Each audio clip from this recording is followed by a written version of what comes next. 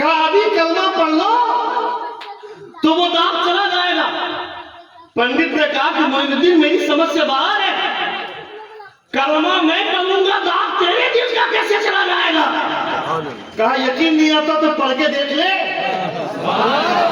We the people of India having solemnly resolved to constitute India into a sovereign, socialist, secular, democratic and republic। Bharat के लोग हैं हम,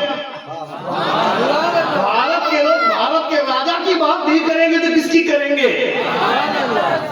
ये तो हमारा मुकद्दर है, क्योंकि वहां जाता है तो हर कोई जाता है और किसी को गरीब नवाज खाली हाथ नहीं लौटाते। ये तो उसका मुकद्दर है कि वो इरादा क्या लेकर के जाता है। जो लोग मस्जिद में सजदा करते हैं उसे भी रिस्क मेरा खुदा ही देता है, जो लोग मंदिर में घंटी बजाते हैं उसे भी रिस्क मेरा खुदा ही देता है। जोर से बोलो ना, और जोर से बोलो ना। तो कोई अपने मदरसे की तरक्की के लिए गरीब नवाज की बारगाह में भीख मांगता है तो उनके मदरसे को उरूज दे देते हैं, और कोई गरीब नवाज की बारगाह में जाता है कोई और चीज मांगता है तो वो उसके मुकद्दर की बात है। मगर हम जब वहां से लव लगाते हैं इश्क़ मुस्तफा मांगते हैं। जोर से बोलिए। आप कलमा पढ़ के देख ले। कहा ये तो और समझ से बाहर है। कहा पढ़ के देख ले। कहा अगर ऐसी बात है तो मोइनुद्दीन कलमा पढ़ा दे। कहा फिर पढ़ अशहदु अल्ला इलाहा इल्लल्लाह व अशहदु अन्ना मुहम्मदुर रसूलुल्लाह। जैसे ही कलमा पढ़ा देखा कि काला दाग उड़ता हुआ दिखाई दे दिया।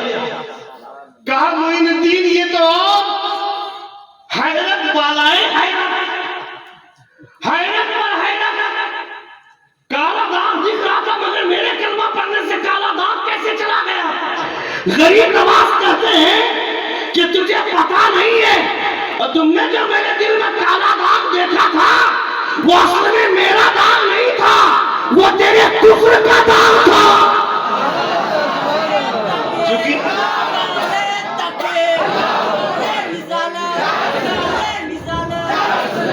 चूंकि औलिया अल्लाह तजल्लियात इलाही के आईने होते हैं, और आईने के सामने कोई जाता है तो उसके चेहरे का दाग दिखता है। मैं अगर आईने के सामने जाऊंगा तो किसका दाग दिखेगा, मेरा दाग दिखेगा ना। तो गरीब नवाज का दिल आईना है, और उस आईने के सामने कुफ्र का दाग गया तो उसे अपना दाग नजर आया। गरीब नवाज कहते हैं वो मेरा दाग नहीं था, वो तेरे कुफ्र का दाग था। तुमने कलमा पढ़ा तो वो दाग साफ हो गया। वो मेरा गरीब नवाज है, वो हमारा मोइनुद्दीन है। इसलिए अपने बच्चों को अजमेर की कव्वाली के बारे में बताने से पहले अजमेर के राजा की शख्सियत को बताइए। उन्हें बताइए कि गरीब नवाज कैसे थे। जब किसी राजपूत के सामने कोई दलित गुजरता था तो मुंडी मार के जाता था, किसी ब्राह्मण के सामने से कोई दलित गुजरता था तो ऐसे नहीं गुजरता था, मुंडी मार के गुजरना पड़ता था, सैल्यूट मार के गुजरेगा। आज भी भारत का दस्तूर यह है कि दलित का जूता कोई नहीं खा सकता है, घिन समझते हैं।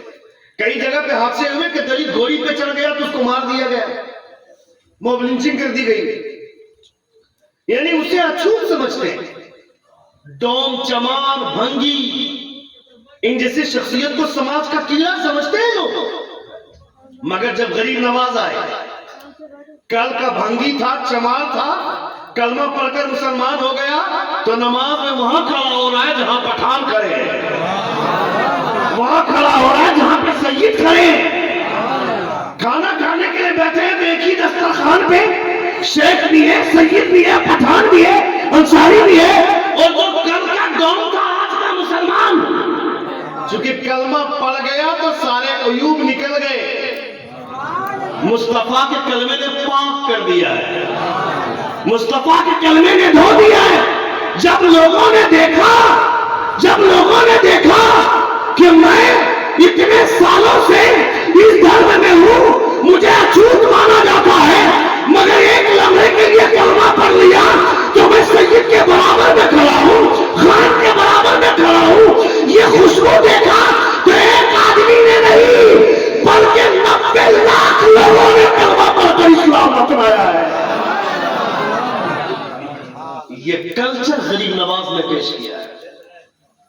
ये सिस्टम गरीब नवाज ने पेश किया है और ये सिस्टम मुस्तफा की बारगाह से गरीब नवाज लेकर के। इसलिए अपने बच्चों को दीन बताना बहुत जरूरी है, अपने बच्चों को पढ़ाना बहुत जरूरी है। स्कूल के लिए हमारी बीवियां अगर अपने बच्चे को तैयार करने के लिए सुबह 5 बजे जाग जाती हैं, उसी वक्त से टिफिन तैयार करती हैं और बच्चे को स्कूल के लिए तैयार करती हैं, उसको बोलो आधा घंटा और पहले जाग जाए, फजर की नमाज पढ़ो।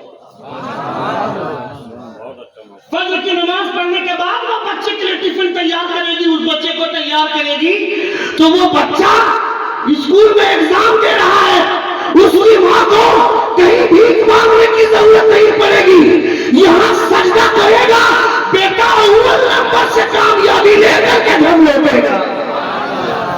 अच्छा ये होगा कैसे? जब उसका शौहर उसको कहेगा। मगर शौहर बोलेगा कैसे? बीवी बोलेगी हमारे ऊपर नमाज फर्ज है, अकेले थोड़े है, तुम्हारे ऊपर भी फर्ज है। तो इस डर से ना ये उसको बोलता है ना वो उसको, चोर चोर मुसेरा भाई, ना हम तुमको बोले ना तुम हमको बोलो। इस चक्कर में चाहे बच्चों की लाइफ बर्बाद हो जाए, क्या फर्क पड़ता है? ये सूरत हाल। तबीयत मेरी नहीं भरी, इतना अच्छा मौसम आपने बना दिया है और तबीयत इसलिए भी बोलने का मन नहीं, तबीयत नहीं कर रही, तबीयत नहीं चाह रही है बोलने की, क्योंकि हुजूर बैठे हुए हजरत की मौजूदगी में। हम लोग क्या है, हम लोग खिताबत जिन की जबानों की कनीजे हैं, अल्लाह रब्बुल इज्जत ऐसी शख्सियतों को सलामत रखे। हमने देखा इस बार दुबराजपुर में जाने के बाद हमने सज्जादगान की, शहजादगान की के अखलाक हमने देखा है। बहुत सारे पीरों के पास जाओ मिलने के लिए, कहेगा कि हजरत नहीं मिल सकते, आराम कर रहे हैं।